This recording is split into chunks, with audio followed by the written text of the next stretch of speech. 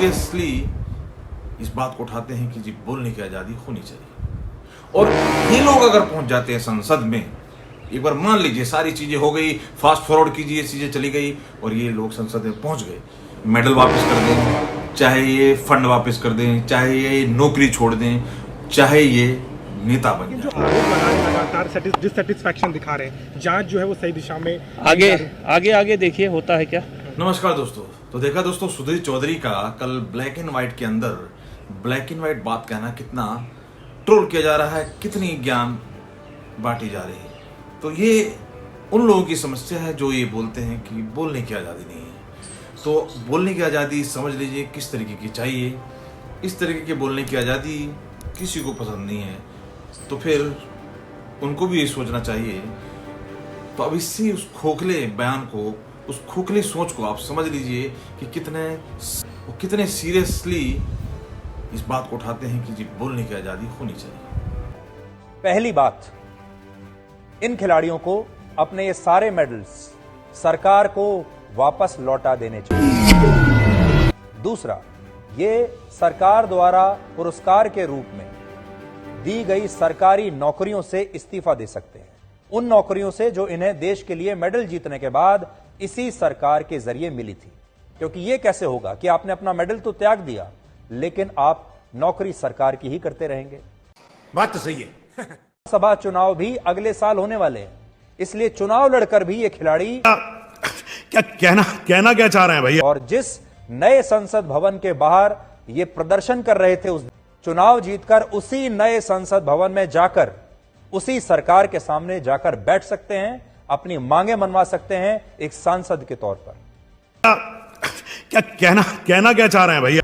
तो 2-3 ऑप्शन दिए सुधीर चौधरी ने कि भैया आप मेडल को गंगा में प्रवाह करने की कोशिश कर रहे हैं, उससे क्या होगा। तो पूरे देश का मेडल है, आपके थ्रू वो जरूर आया है देश में, उसके लिए पूरे देश ने आपको सम्मान भी दिया है। तो इसके बैक में स्पॉन्सर की बात नहीं की, स्पॉन्सरशिप मिली क्या, नाम कितना हुआ, वो सब नहीं। बात किसकी की, क्या आप जो भी आपको फंड मिले हैं उसको आप वापस कर दीजिए, आप नौकरी आपने पाई है उसको वापस कर दीजिए। अब देखिए नौकरी किस तरह की नौकरी, आप 4 दिन एब्सेंट रहिए, 5वें दिन से आपको रिमाइंडर और फिर सस्पेंशन में जाने क्या क्या होता है, अब सोचने वाली बात है।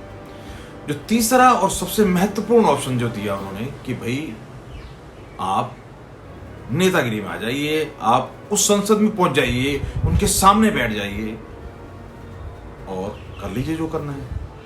तो दोस्तों अब इस सब चीजों से फिर वही आम आदमी की कहानी समझ में आ गई। क्या हुआ दोस्तों, क्या हुआ है, ये लोग सत्ता में आ गए, जनता वही है, भ्रष्टाचार वही है। अब देखिए कैसे कैसे पर्दे हो रहे हैं। और ये लोग अगर पहुंच जाते हैं संसद में, एक बार मान लीजिए सारी चीजें हो गई, फास्ट फॉरवर्ड कीजिए, चीजें चली गई और ये लोग संसद में पहुंच गए, तो क्या सारे क्रिमिनल संसद से बाहर होंगे?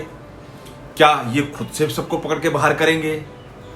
और अगर ये भी पुलिस कानून की वही कहानी और वही सब करेंगे, तो ये बेवकूफ किसका बनाएंगे दोस्तों।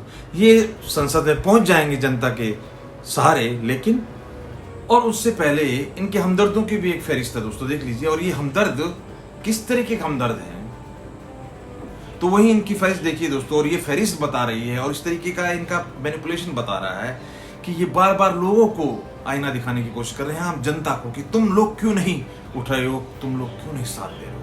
तो अब इसमें कोई क्या करे। ये जो हमदर्द है दोस्तों, एक चीज आप नोट कीजिए कि इनका पहले हनुमान मंदिर पे जाना, फिर गुरुद्वारे जाना, फिर उसके बाद राजघाट पे जाना, और उसके बाद देखिए कितना महत्वपूर्ण दिन, कितना महत्वपूर्ण वो दिन था, उस दिन को टारगेट करना और जबरदस्ती करना, और फिर उसके बाद पुलिस का रोकना कि जी आप नहीं जा सकते, नहीं जा सकते, नहीं जा सकते। हमारे आंदोलन को खत्म कर दिया गया और हमारे साथ ऐसे ऐसे किया गया। तो ये भूल गए रामदेव का वो आंदोलन, जब रात को 1 बजे एनसीआर तक में लाइट वगैरह काट के बाबा को चोला चेंज करने पे मजबूर कर दिया था, और वो किस तरीके से स्त्री रूप में भागे थे। तो दोस्तों ये बताने समझाने की कोशिश जरूर करते हैं, लेकिन भूल जाते हैं अपने तक बोलने की आज़ादी की बात है, उस आज़ादी का हर कोई भरपूर फायदा उठा रहा है। आप देखिए कहीं भी कोई भी कुछ भी बोल रहा है।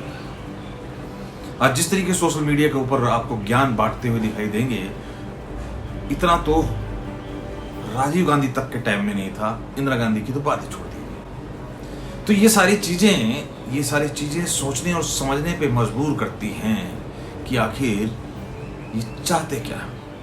तो अब 100 बात की एक बात कीजिए, जो भी हो रहा है, जो भी होता आ रहा है, आखिर फाइनल और फैसला होगा क्या, सोचना और समझने वाली बात ये है दोस्तों। तो दोस्तों, चाहे ये मेडल वापस कर दें, चाहे ये फंड वापस कर दें, चाहे ये नौकरी छोड़ दें, चाहे ये नेता बन जाए, फैसला तो पुलिस थाने और कोर्ट कचहरी से ही होने वाला है दोस्तों। बिना एफआईआर के, बिना कोर्ट के तो कोई फैसला होने वाला है नहीं। मीटू का इल्जाम लगा, देखिए आप कितने लोगों को इल्जाम लगा, कई उन्होंने नैतिकता के आधार पे कुछ किया, सब स्टेप्स लिए और कईयों ने इग्नोर किया, लेकिन किसी को कोई सजा फांसी होती हो आपने देखी हो तो बताइए। इसी तरीके का आरोप इनके द्वारा लगाया जा रहा है ब्रिजभूषण मंत्री साहब पे, और उनका बयान सुन लीजिए, वो भी क्या कह रहे हैं कि आपकी गिरफ्तारी होगी। तो गिरफ्तारी अगर गलत पाया जाऊंगा, गिरफ्तारी हो जाएगी, क्या दिक्कत है? यह जब एफआईआर हो गई है और मैं अगर कल्प्रिट पाया जाऊंगा तो मेरे को सजा होगी। तो सारी इस चीजें घुमाकर समझ में ये आ रही है कि अब पहलवान लोग,